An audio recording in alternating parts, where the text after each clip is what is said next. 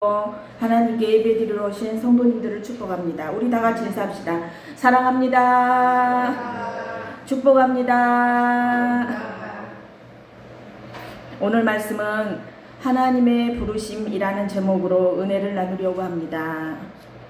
인생을 살아가다 보면 누구나 한 번쯤은 하나님의 부르심을 경험합니다.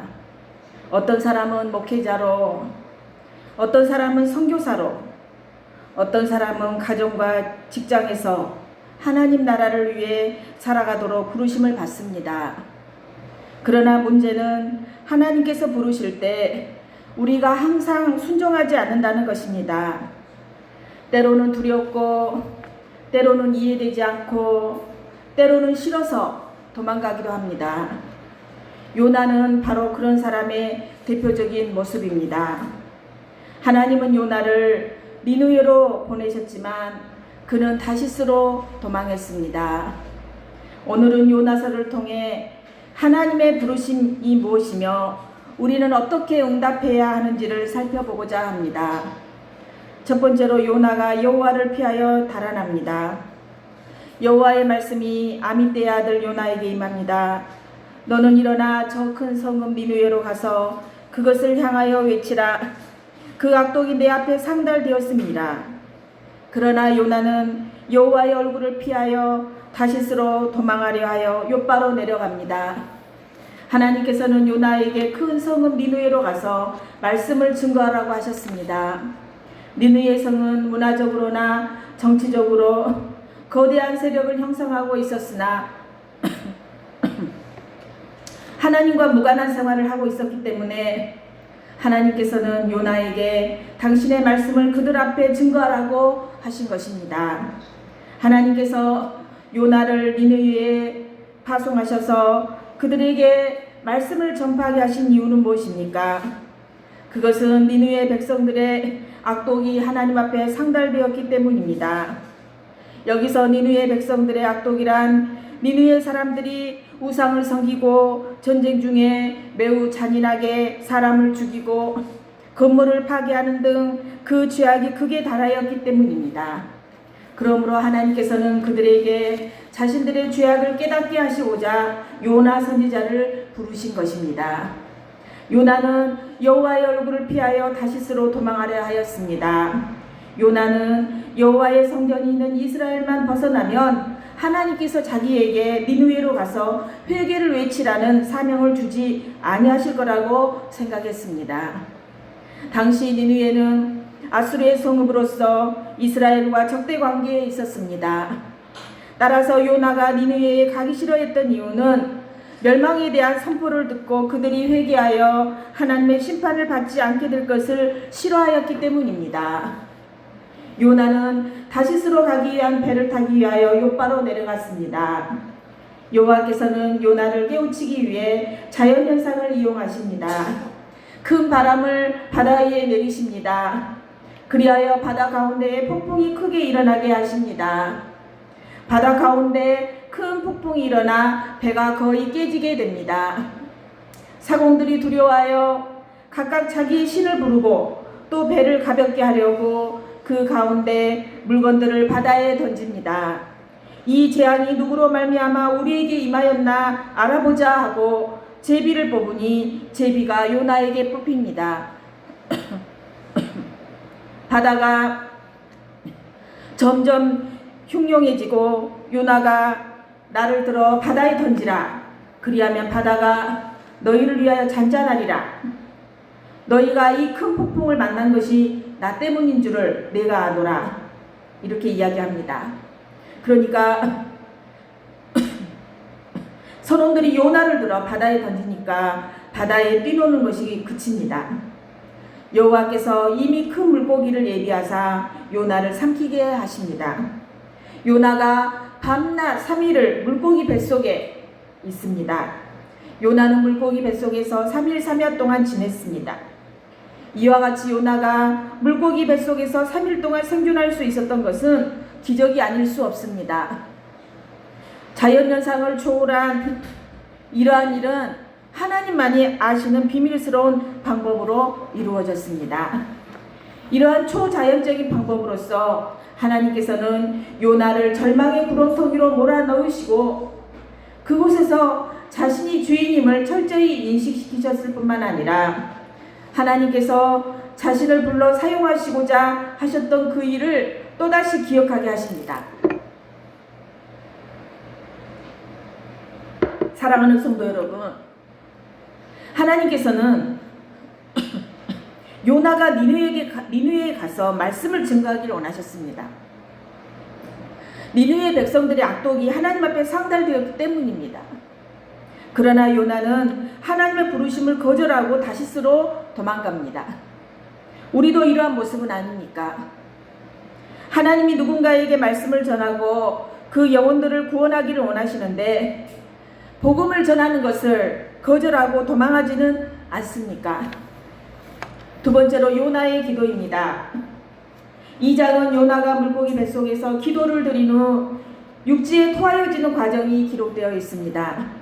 요나는 물고기 뱃속에 갇혀 모진 고통 중에 인내하면서 하나님께 자신이 처한 고난과 위험에 대한 기도를 드리고 또한 구원의 하나님께 감사하고 찬송과 영광을 돌리는 내용이 언급되어 있습니다. 주의 명령을 받은 사역자들은 요나처럼 주님의 명령을 망각하고 세상 길로 나가다가 하나님의 징계를 만났다면 즉시 깨닫고 돌아와야 합니다. 요나는 물고기 뱃속에서 하나님께 기도하였습니다. 한편 그는 2장 2절에서 물고기 뱃속을 수월 곧 음부에 비유하였습니다. 이런 표현은 현재 그가 있는 물고기 뱃속이 사실상 지옥이나 무덤 속 같이 나쁜 상황임을 나타내 줍니다. 요나는 이러한 극심한 절망적인 상태에서 하나님의 전능하신 손이 그를 사로잡고 있다는 것을 깨닫고 하나님의 자비하심을 믿는 믿음으로 진지하게 기도하기 시작합니다. 요나가 드린 기도는 히브리어로 팔랄이며 감사 기도를 뜻합니다. 요나는 하나님께서 구원해 주신 것을 감사하였습니다. 그리고 찬양하는 기도를 드렸습니다. 이와 같이 감사의 기도를 드린 것은 요나가 하나님의 말씀을 거역하여 도망하다가 바닷물 속에 빠져 죽게 되었는데 하나님께서는 큰 물고기를 통해 구해 주셨기 때문입니다. 요나의 감사 기도는 오늘날 성도들에게 하나님께서 선한 길로 인도하시기 위해 주신 고통과 역경을 감사하는 마음으로 받아들이고 인내해야 할 것을 교훈하고 있습니다. 하나님께서는 요나가 온전한 회개를 했을 때 하나님께서 명령하시자 그 물고기가 요나를 육지에 토해냅니다. 이러한 사실, 곧 숨을 쉬지 않으면 사람의 생명이 보존되기 어려움에도 불구하고 3일 동안 물고기 뱃속에서 있었던 사실이나 물고기가 요나를 정확히 육지에 토해낸 사실은 하나님의 초자연적인 능력이 아닐 수 없습니다. 한편 요나가 물고기 뱃속에서 3일 만에 나온 사건은 예수 그리스도께서 당신을 믿는 자에게 구원을 베푸시기 위해 3일 만에 부활하신 사건을 대표합니다. 마태복음 12장 40절 보면 요나가 밤낮 사흘 동안 큰 물고기 뱃속에 있었던 것 같이 인자도 밤낮 사흘 동안 땅속에 있으리라 라고 말씀하셨습니다. 이와 같이 하나님께서는 성도들이 음부에 빠지도록 내버려 두지 않으시고 예수 그리스도와 함께 죽음에서 일어나 새 생명 가운데 행하게 하셨습니다. 그러므로 성도들은 하나님의 은혜를 찬양하지 않을 수 없습니다. 세 번째로 니느웨 백성의 회개입니다. 3장에는 요나의 설교를 통해서 니느웨가 회개하여 하나님께 죄사함을 받는 내용이 기록이 되어 있습니다.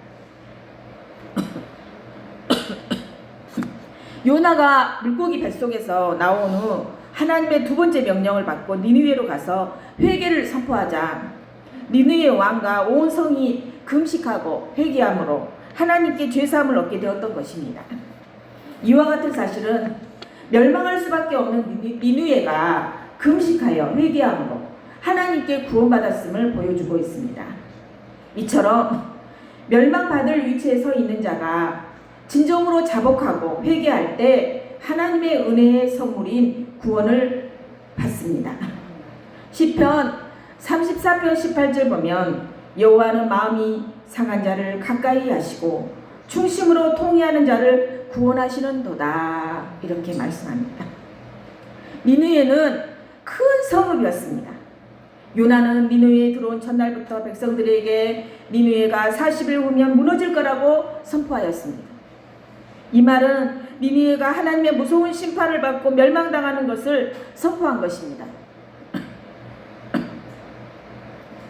이와 같은 요나의 태도는 첫 번째, 하나님의 명령에 불순종하여 다시스로 도망하던 모습과는 달리 그에게 부여된 하나님의 명령에 전적으로 순종하였음을 보여줍니다.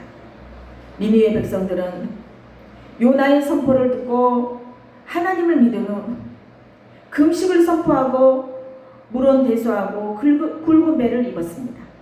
금식과 굵은 배를 입었다라는 것은 그들이 하나님 앞에 자신들을 겸손히 낮추고 회개하였다라는 말입니다.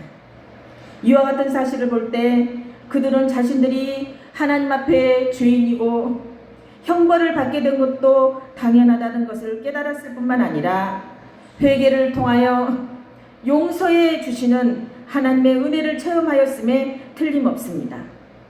우리들도 하나님의 말씀을 통하여 죄를 깨달았을 때 자신을 낮추어 겸손히 하나님 앞에 회개해야 합니다.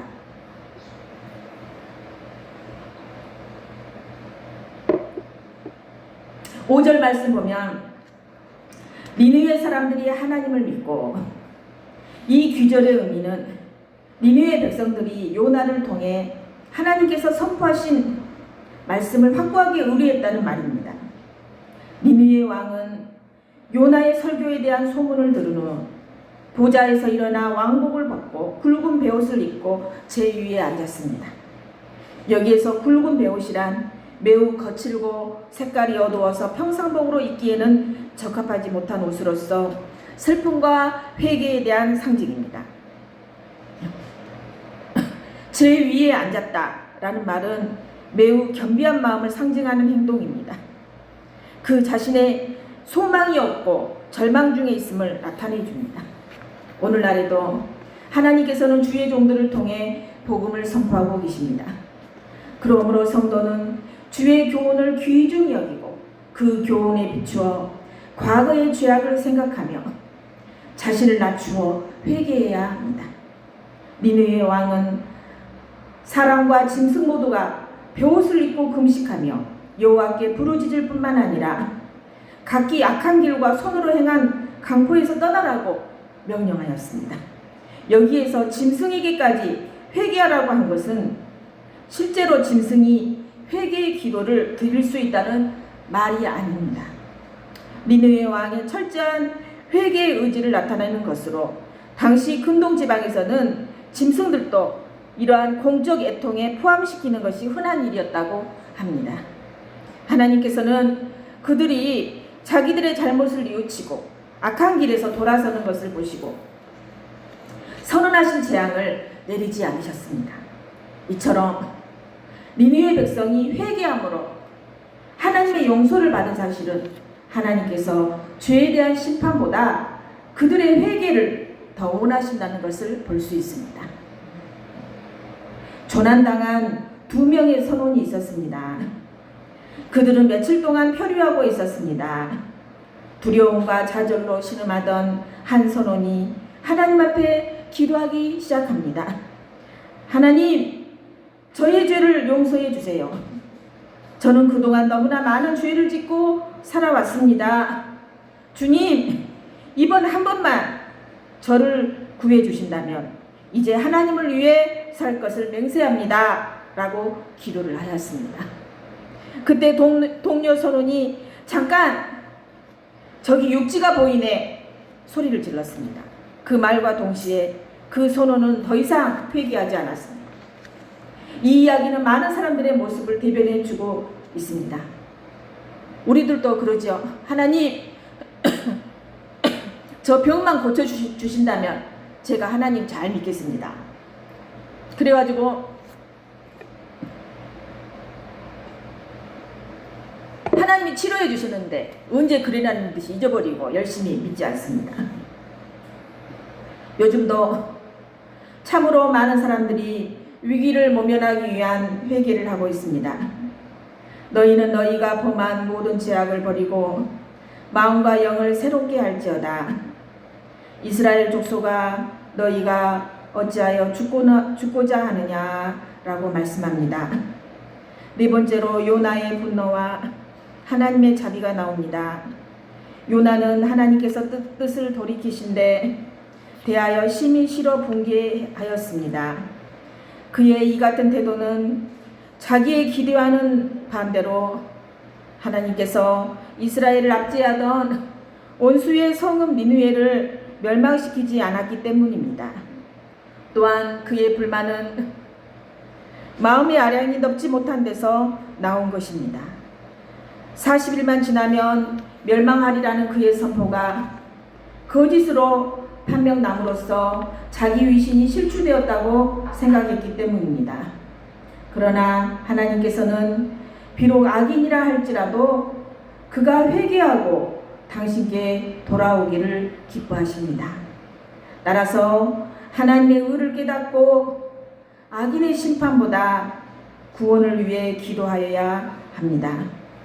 하나님께서는 분개하는 요나에게 내가 성내는 것이 옳으냐? 라고 말씀하셨습니다. 이 말은 이스라엘의 원수된 나라 아수르를 하나님께서 용서하신 것 때문에 요나가 분노하는 것이 합당하지 않다는 뜻입니다. 요나가 성읍에 나가서 그 성읍 동쪽에 앉아 거기서 자기를 위하여 초막을 짓고 그 성읍에 무슨 일이 일어나는가를 보려고 그 그늘 아래에 앉습니다. 하나님께서는 박농쿨을 예비하사 요나를 가리게 하십니다. 그의 머리를 위하여 그늘이 지게 하고 괴로움을 면하게 하십니다. 요나가 박농쿨로 인하여 크게 기뻐합니다. 하나님이 벌레를 예비하사 이튿날 새벽에 그 박농쿨을 갉아먹게 하십니다. 그러자 박농쿨이 식습니다.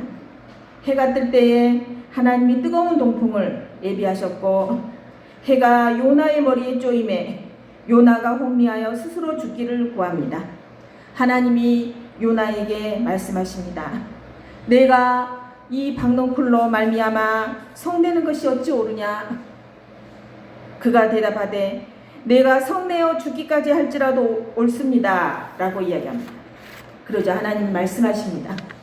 내가 수고도 아니하였고 재배도 아니하였고 하룻밤에 났다가 하룻밤에 말라버린 이 박농쿨을 아꼈거든. 하물며 이 큰 성읍 니느웨에는 좌우를 분별하지 못하는 자가 12만 명이요 가축도 많이 있나니 내가 어찌 아끼지 아니하겠느냐 이렇게 말씀하십니다. 하나님께서는 박농쿨로 인하여 불평하는 요나에게 무엇이라 대답하셨습니까? 요나가 직접 심거나 키우지 않았지만 자기에게 그늘을 제공하였다는 이유 하나만으로 박농쿨을 아꼈던 것처럼 하나님께서 창조하신 백성들을 사랑하고 아끼는 것이 당연한 것이라고 대답하셨습니다. 하나님께서는 창조하신 인간들이 박농쿨과 비교할 수 없는 존재인과 동시에 이방 백성들도 멸하기보다는 구원하시기를 원하신다는 사실을 가르쳐 주셨습니다. 또한 니느웨에는 좌우를 구분치 못하는 아이들이 12만여 명이 넘는다고 하셨는데 이것은 하나님께서 죄인과 더불어 무죄한 자들을 죽이시지 않는 분이심을 나타내 줍니다. 하나님은 요나에게 내가 박농쿨을 아끼면서 왜 영혼은 아끼지 않느냐라고 물으셨습니다. 오늘 우리에게도 같은 질문을 하십니다. 너는 무엇을 가장 아끼고 있느냐? 그리고 내가 사랑하는 영혼들을 얼마나 사랑하고 있는가? 박농쿨보다 영혼을 더 사랑하시는 하나님의 마음을 품고 살아가는 성도들이 되기를 바랍니다. 사랑하는 성도 여러분, 요나를 부르신 하나님이 여러분도 부르십니다. 하나님의 부르심에 순종하는 성도 됩시다. 요나서는 니느웨를 구원하시는 하나님의 끊임없는 사랑이 본서의 주제입니다. 요나가 니느웨로 가서 말씀을 전파하라는 하나님의 명령을 불순종하고 다시스로 도망하지만 큰 폭풍과 큰 물고기를 준비하셔서 3일 3야의 고난을 주심으로 그를 회개하게 만드시고 결국은 그를 통하여 니느웨에 대한 구원을 성취하시는 하나님의 사랑이 본서의 주제입니다. 이와 같은 사실은 하나님께서 독생자 예수 그리스도를 보내시어 무덤에서 3일간을 머물게 하다가 부활케 하시어 모든 이방인들로 하여금 그를 믿음으로써 구원함을 얻게 할 것을 상징합니다. 사랑하는 성도 여러분, 하나님의 부르심에 순종합시다. 그 부르심이 선교의 자리일 수도 있습니다.